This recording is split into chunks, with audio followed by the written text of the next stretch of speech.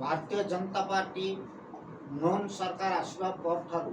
सारा राज्य में विकास ठप हो जाए। भारतीय जनता पार्टी विशेषकर हिंजिली निर्वाचन मंडली रे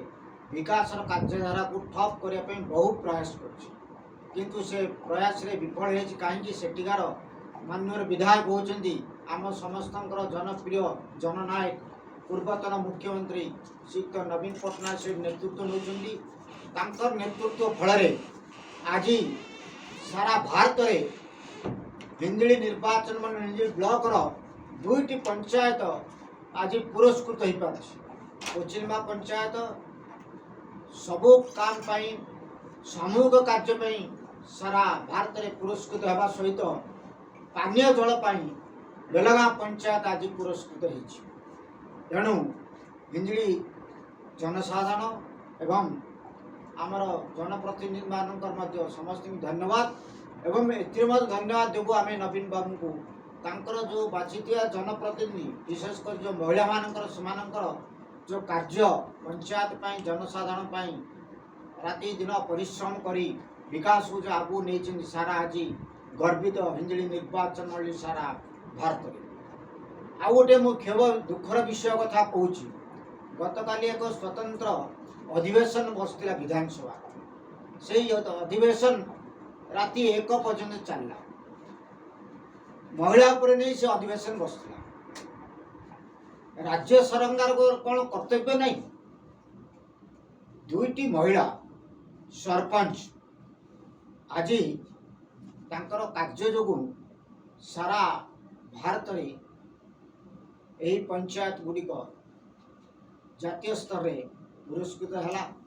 नाम नेले नहीं। आमर गंजाम जिलार 2टी मंत्री अच्छा थरटे से महिला महिष मानकर ना नेले ताले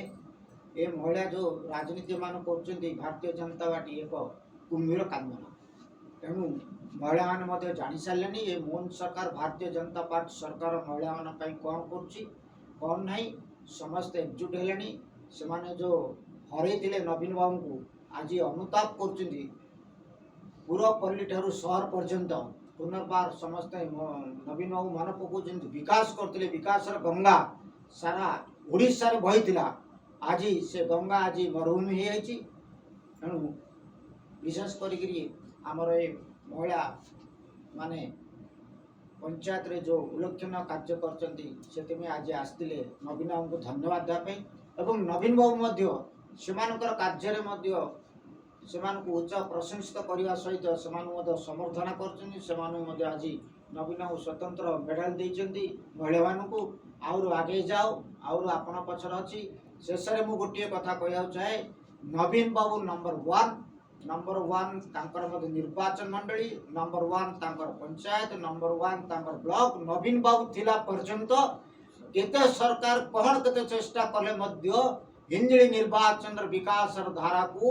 बंद करि परिबो नहीं विकास चलिबो नवीन बाबू नेतृत्व रे आज आम समस्त गर्वित। धन्यवाद। कोचिलिमा ग्राम पंचायत सरपंच कहूँ आज आम गर्वित जे सामूहिक विकास जो आज जो पुरस्कृत हो पारी जातीय स्तर में से आम विधायक नवीन सार को धन्यवाद जनाऊँगी ओडिशावासी को धन्यवाद जनाऊँगी मो पंचायतवासी को भी धन्यवाद जनाऊँगी मो ब्लॉकवासी को धन्यवाद जनाऊँगी से समस्त कृतज्ञता जनाऊँगी। धन्यवाद।